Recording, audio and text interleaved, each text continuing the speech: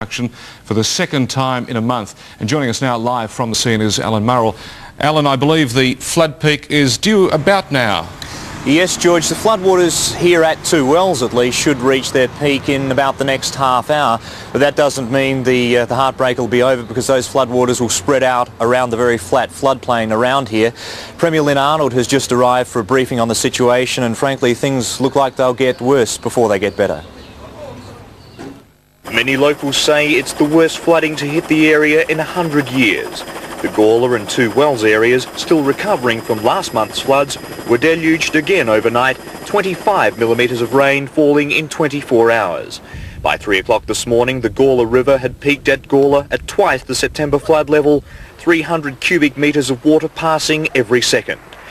The river broke its banks, sending torrents through houses in low-lying areas. The floodwaters then rolled on downstream, spreading across the wide plains towards Two Wells. The Old Port Wakefield Road and half a dozen local roads were cut, and police prepared to close National Highway 1. More than 100 State Emergency Service and CFS volunteers joined police in the relief effort. Many helped fill 12,000 sandbags to protect houses from the rising waters. For the first time in South Australia, a hovercraft was used in flood relief efforts. But after last month's floods, emergency services had a better idea of what to expect this time around.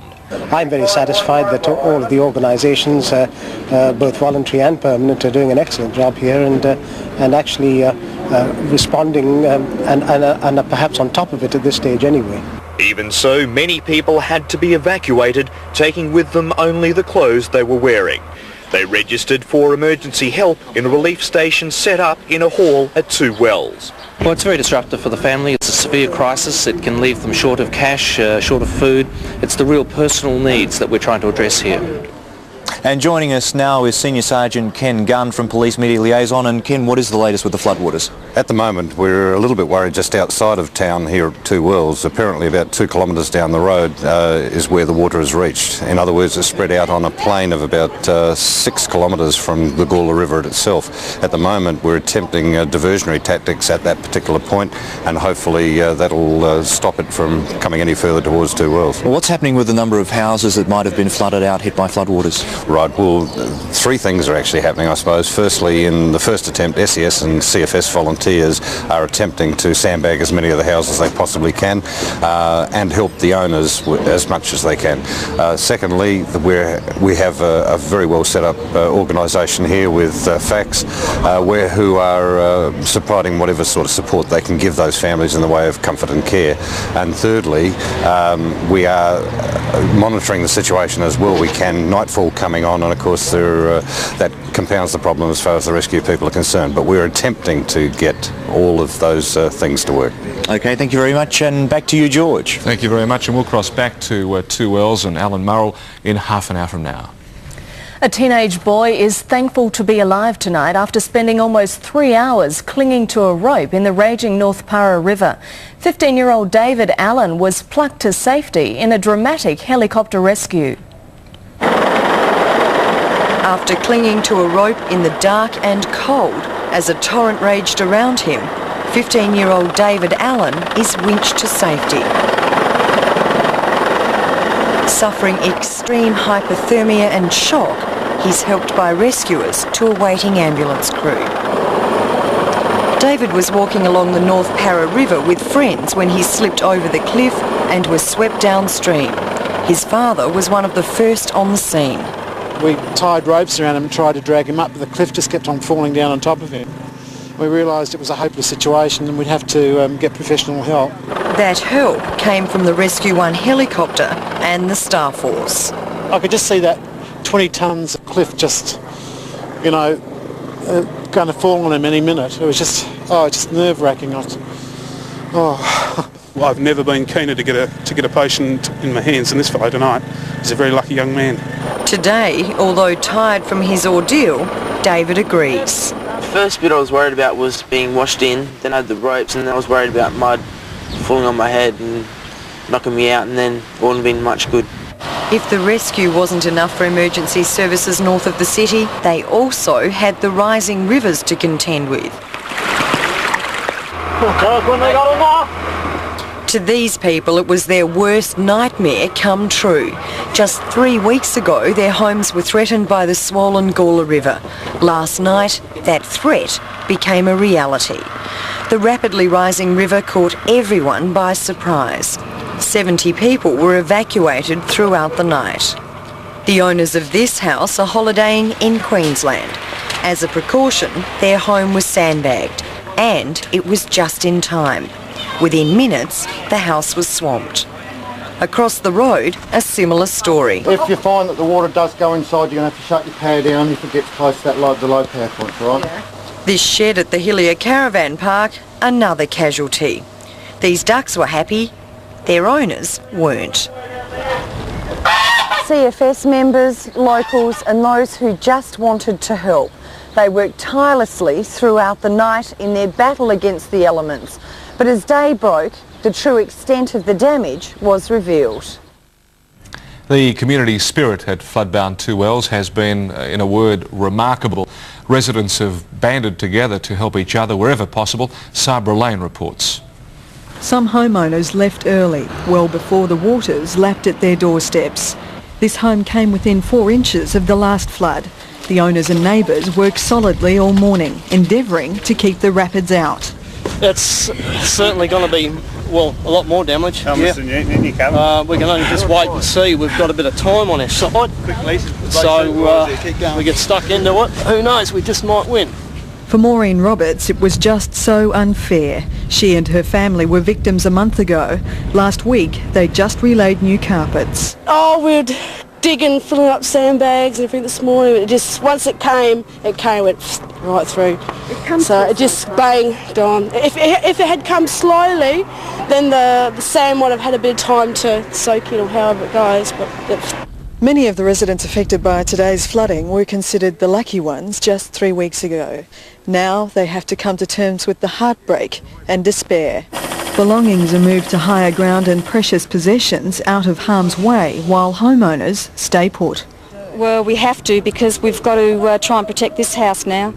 We're waiting for a load of dirt to come down and we're going to put all around the house. I can't leave because otherwise it's just going to go right through. No matter how clear the message, motorists dared to differ. They only added pressure to the emergency services system. The state's rescue helicopter was called in early to help an elderly man and his best friend to dry ground. A hovercraft was used to reach homes isolated by the floods. Potentially 100 homes in the Gawler River Lewiston area will be affected. Most of those are on the floodplains.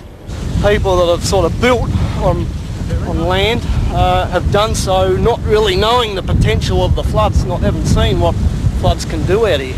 Opposition leader Dean Brown toured the area to see the devastation firsthand. Well, it appears that houses have been built and shouldn't have been built within the 100-year flood level, but now it's important that there be a coordinated plan to make sure that flooding doesn't occur again in the future.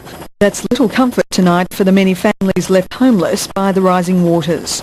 The state government has opened a hotline for flood victims in need of help. The number is 085 202900. Sabra Lane, 10 Eyewitness News. Second, that water then spread down the Gawler River, down towards Two Wells, spread out across the floodplains through many houses. It's about 24 or so houses have been flooded at this stage, and about 24 people have been evacuated from these areas in the floodplain. SES, CFS, about 200 people have been working ever since early this morning to fill thousands of sandbags to try and protect the areas from the floodwaters. At the moment we've just heard that the floodwaters have broken through under the Port Wakefield Road Highway 1. They're now spreading out to houses further west there, and there are now a further 20 houses under threat there. It's likely to go into about the 50 or more houses that have been flooded by the time the floodwaters eventually recede. Now, Premier Lynn Arnold has been down here. He's just been to a briefing on the situation. He joins us live. And Premier, what is the situation as you understand it? Well, the situation is that right through the night there is the prospect that floodwaters may go into other areas, and that's being watched with great concern because it can't be predicted exactly where the waters might go, and consequently everyone's on alert for that. What sort of effect has it had on the people who live around in this area? Well, the first thing I have to say is I think it's tremendous how the local community has all banded together so willingly to help neighbours in distress, neighbours in problems, joined of course by the SES, the police, the CFS and other voluntary groups and service groups. That's been fantastic to see all that happening up here. But as you mentioned yourself a few minutes ago, people have had this problem just 3 weeks ago, and I've just spoken with somebody whose house has 4 foot of water in it, and he had that only 3 weeks ago. Understandably, they're not too happy at all. And what's the state government going to do to help these people? Well, I've announced today that there are emergency grants of $280 per adult plus $140 per child. In addition, on application, there is an amount of up to $5,500 available for each family for temporary accommodation assistance and house re-establishment assistance. Okay, thank you very much, Premier. Back to you, George. Thank you very much, Alan. And we'll keep an eye on the flood situation, and indeed right through the evening we'll have updates. And the wet weather is hitting hard across the border. More from Mark Gillies. The overnight rain and more downfalls throughout the day have most Victorians praying for blue skies.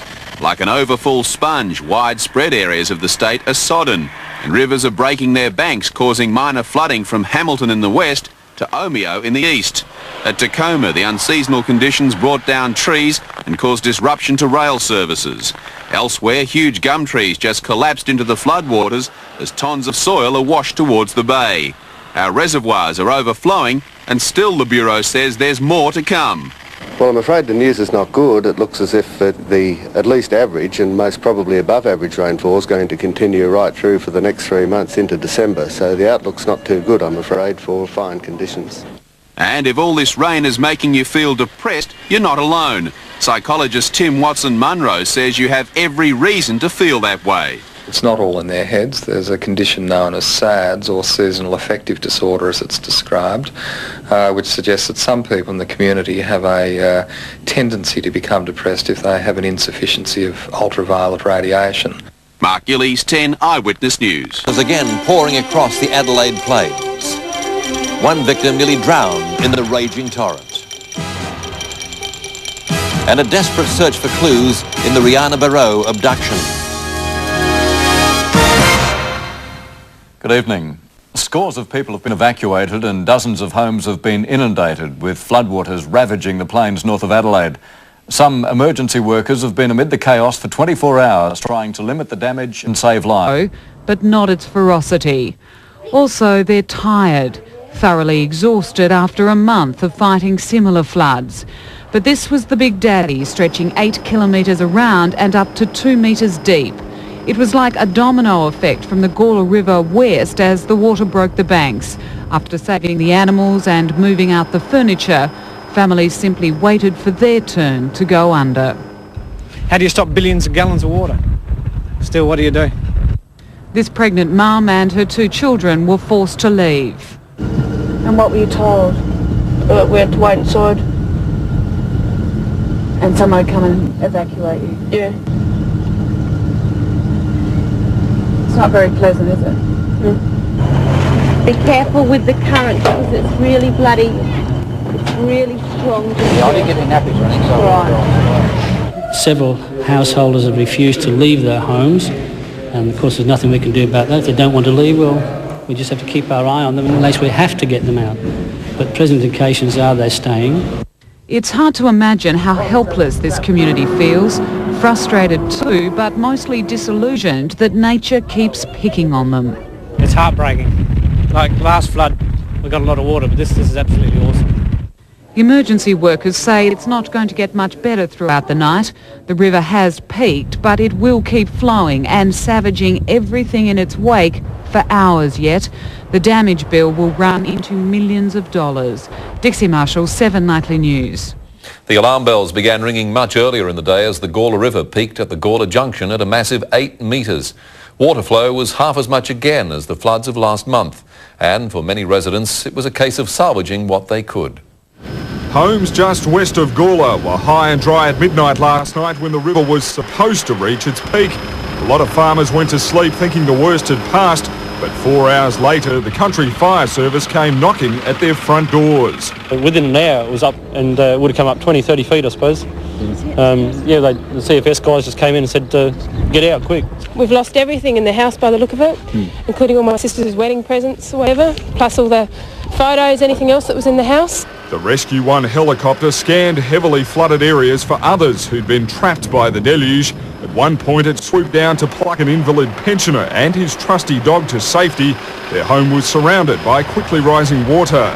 The highest level recorded has been just over 9.5 metres at the Anglevale Bridge. The waters rose so quickly people were stranded, like in this two-storey house behind me. There's absolutely no way to get out unless, of course, you'd like to walk your way out. Not good. To get to some homes you need a dinghy and a strong back.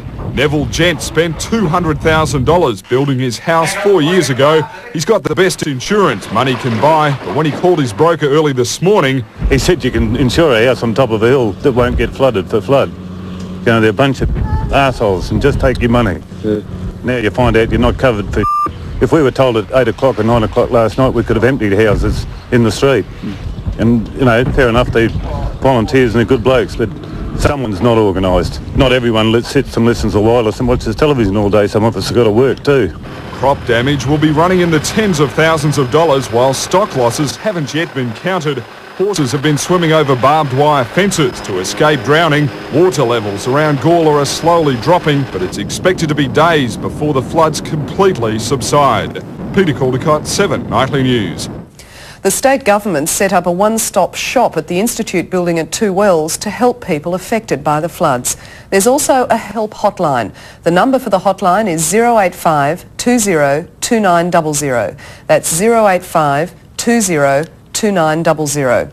Emergency cash help is also available, up to $280 for each adult and $140 for each child for food, clothing and transport.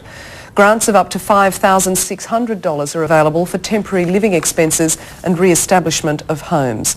Premier Lynn Arnold has spent the afternoon touring the flood-hit areas to inspect the devastation firsthand. He joins us now from the Relief Command Centre at Two Wells. Mr Premier, thanks for joining us. How many people do you expect to take advantage of these emergency government grants? Well, it depends what happens the rest of this evening, because it's uncertain yet as to what will happen with the floodwaters. They may yet spill out in a number of other areas. Already we have 50 homes directly affected, and it could get up as high as 200. And why the assistance this time? Why no assistance during the floods last month? Oh, well, this has been categorised as a major flood. There are 3 categories of flood, and this is the most serious. And clearly the effect on individuals is very serious indeed. I've already spoken to people this evening who have been affected 3 weeks ago and now again, and obviously they're very distressed. The opposition leader, Dean Brown, has said that we need a coordinated management plan for the flood area. What's your response to that? Well, the District Council of Malala, in fact, had written to the government just this week, suggesting that there should be a much better coordination between the district councils of the area and the state government. And I've just spoken to the chair of the District Council and said that I believe there should be too, and the state government would be fully behind some coordination between councils and state government in this area for the Gawler River. Thanks for joining us, Mr Premier. Meanwhile, a 15-year-old Barossa Valley teenager who nearly drowned in the raging waters of the North Para River today praised the efforts of those who rescued him. For 2 hours, David Allen clung to the riverbank, his distraught parents looking on while emergency crews struggled to save him. Saturated and exhausted and suffering hypothermia, David was finally winched to safety by the state rescue helicopter. His nightmare had begun about 6:30 last night when he and some mates were walking along the cliffs above the North Para River. Without warning, the ground suddenly gave way from under him. His friends watched horrified as David went tumbling into the torrent below. In fading light, he scrambled to the riverbank, where for 2 hours he clung on for dear life. Throughout, his anxious father Harvey feared the worst. I could just see that 20 tonnes of cliff just, going to fall on him any minute. It was just nerve-wracking. I was crying. I've never been keener to get a patient in my hands than this fellow tonight. He's a very lucky young man. David's luck faltered when the ambulance became bogged and had to be dragged from the mud by a 7 Nightly News 4-wheel drive. Revisiting the scene of the near tragedy with his mates today, David said it had been a terrifying ordeal. was dark. That's the main thing, and the water was up about a metre or so higher, and I couldn't see anything that was happening or any way to go around. It was scary, and the river was going much faster than it is now, and there's no way, I didn't see any way of getting out. He thanked everyone involved in the rescue, including his quick-thinking mates. They came along with ropes and held me up, so I was all right then. Jackie Drewer, 7 Nightly News.